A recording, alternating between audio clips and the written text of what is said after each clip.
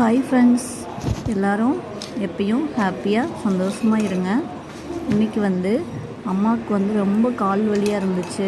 அதுக்கு நாங்கள் ஃப்ரூட்ஸ் கடைக்கு போயிருந்தப்போ முடவாட்டு கிழங்கு அப்படின்னு சொல்லிட்டு ஒரு கிழங்கு வச்சுருந்தாங்க. அது சூப் செஞ்சு சாப்பிட்டோன்னா நம்மளுக்கு கால் வலியே வராது அப்படின்னு சொன்னாங்க. வாரத்தில் 3 நாள் சாப்பிட்டோன்னா நம்மளுக்கு மூட்டி வலி, அந்த முழங்கால் வலின்னு சொல்கிறாங்க, பெரியவங்களாம் சொல்கிறாங்களா, அந்த வலியே வராதுன்னு சொல்லியிருந்தாங்க.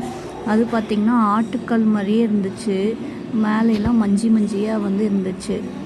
ஆட்டுக்கால் எப்படி முடியாக இருக்கும் அந்த மாதிரி மேலே மஞ்சியாக இருந்துச்சு.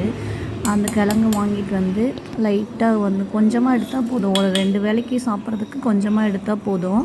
அது நல்லா தோலெல்லாம் சீவிட்டு நல்லா தண்ணியில் கழுவிட்டு குட்டி குட்டியாக கட் பண்ணி மிக்சியில் அப்படியே பச்சையாக அந்த கிழங்கு மிக்சியில் போட்டு அதுக்கு இஞ்சி, பூண்டு, கொஞ்சம் ஜீரகம், மிளகு, ஒரு கொத்து கருவேப்பிலை, மஞ்சத்தூள், ஒரு அரை தக்காளி, கொஞ்சோண்டு சின்ன வெங்காயம் எல்லாம் போட்டு ஒரு வாசனைக்காக ஒரு சின்ன பட்டை, ஒரு கிராம்பு, கொஞ்சோண்டு சோம்பு, இது எல்லாமே போட்டு நல்லா மிக்சியில் அரைச்சிக்கணும். ரொம்ப வலுவலுன்னு அரைக்கக்கூடாது. லைட்டாக அரைச்சிட்டு ஒரு பாத்திரத்தில் கொஞ்சம் எண்ணெய் ஊற்றிட்டு நம்ம அரைச்சி வச்சுருக்கோம் இல்லையா, அதை கொஞ்சம் கடுகு, கருவேப்பிலை சேர்த்திட்டு அந்த வாசனைக்கு கொஞ்சோண்டு சின்ன வெங்காயம் குட்டி குட்டியாக கட் பண்ணி போட்டால் கொஞ்சம் டேஸ்ட்டாக இருக்கும்.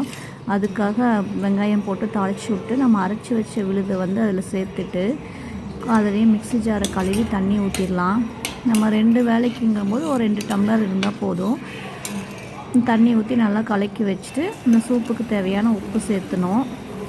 கொஞ்சம் திக்னஸ்க்காக கார்ன்ஃப்ளவர் ஒரு அரை ஸ்பூன் எடுத்து கலக்கி அதில் ஊற்றிட்டோன்னா அந்த சூப்போட திக்னஸ் லைட்டாக இருக்கும்போது நம்மளுக்கு குடிக்க நல்லாயிருக்கும். லாஸ்ட்டாக நம்ம இறக்கிறதுக்கு முன்னாடி அந்த கார்ன்ஃப்ளவர் மாவு கரைச்சி ஊற்றணும். கொஞ்சம் கொத்தமல்லி தழை போட்டு இறக்கிடலாம். இதில் நம்ம கார்ன் கூட இருந்தால் நம்ம போட்டு